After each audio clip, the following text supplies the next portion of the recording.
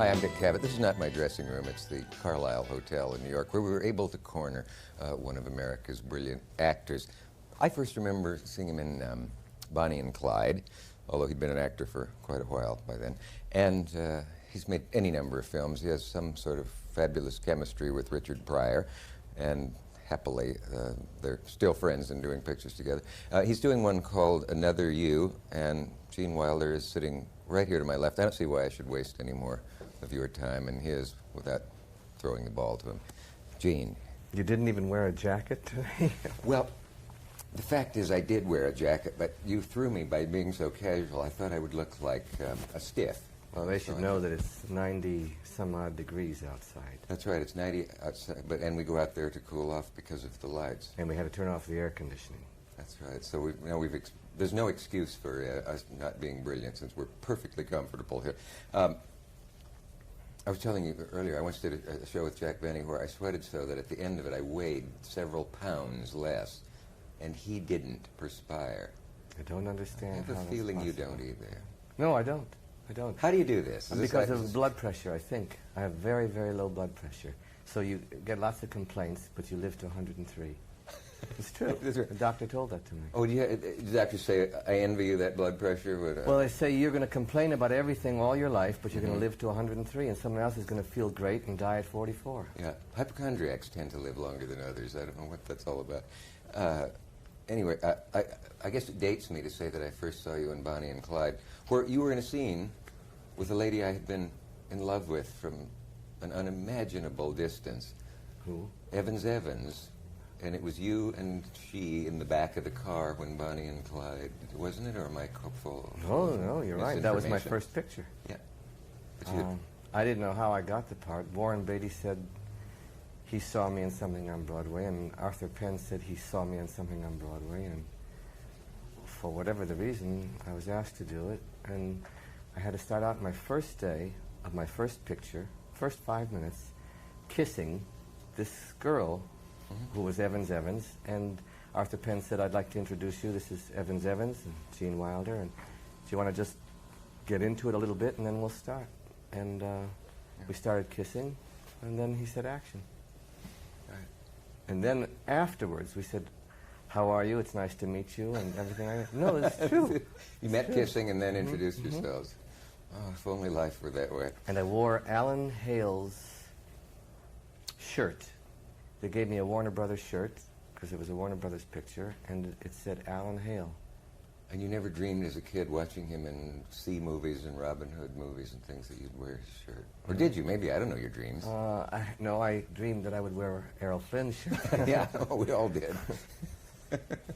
Now it's Kevin Costner's shirt I want to wear. Evans is now Mrs. John Frankenheimer. Yes. She was then. And probably was then, too.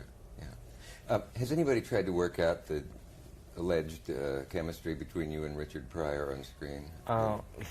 He asked me once when we were finished with See No Evil, Hear No Evil, why us? Why us? Yeah. Why us? What is this thing? And I opened my mouth to try and answer, and he said, maybe it's better if we don't figure it out. So, but I've thought about it a few times. You want me to talk about it? Yeah. Well, I think... Now, I'm not making a joke. Okay. I want it to be funny. You're labeling this not a joke. But I'm not making a joke. Okay. I think it's sexual.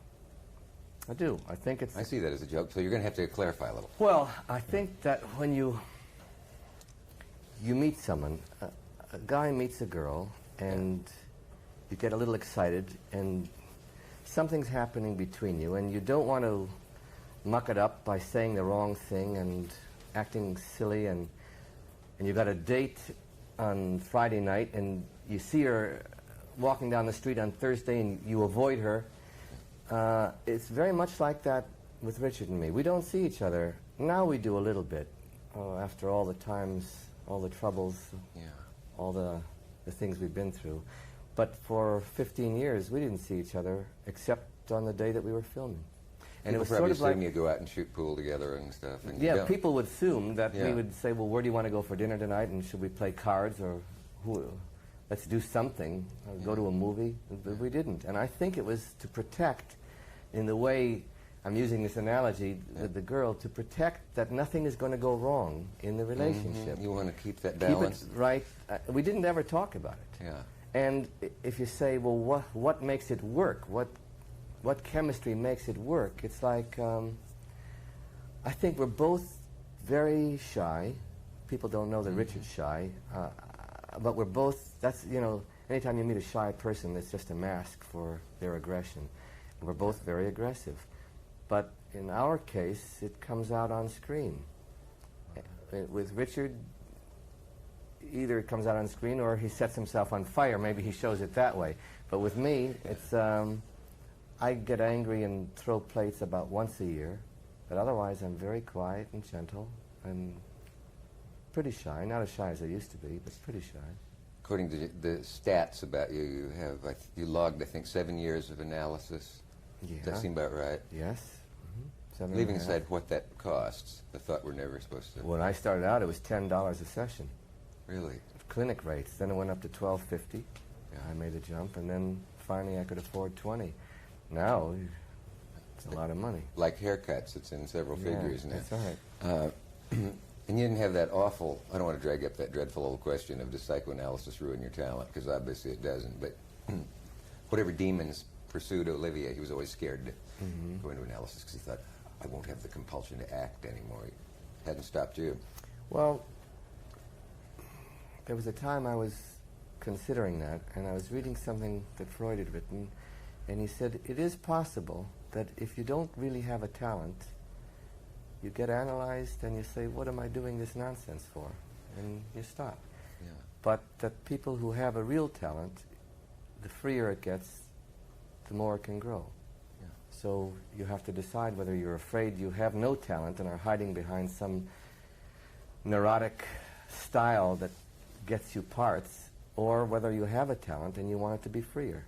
And so I advocate, well, I can't say I advocate analysis for everyone, but I advocate if someone is troubled and isn't happy in life, that they do something that makes them happy or helps them to express what's going on inside.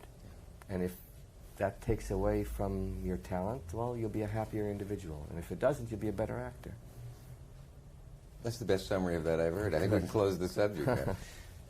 The Black Fox Military Academy or Institute, was that good for you?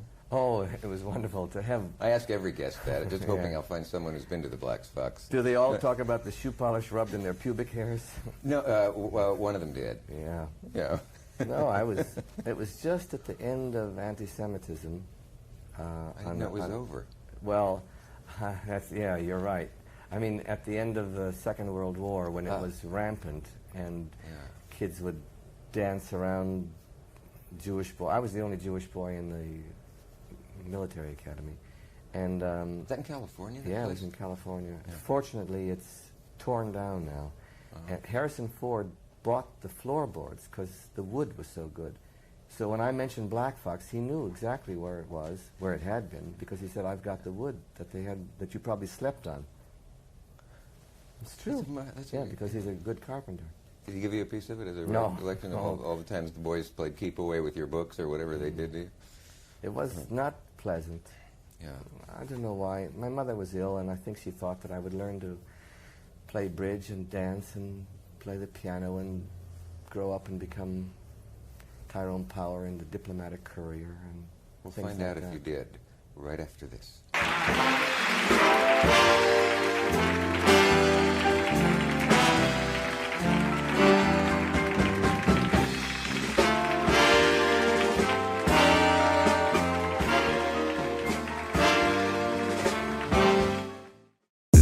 It's for S1 beat.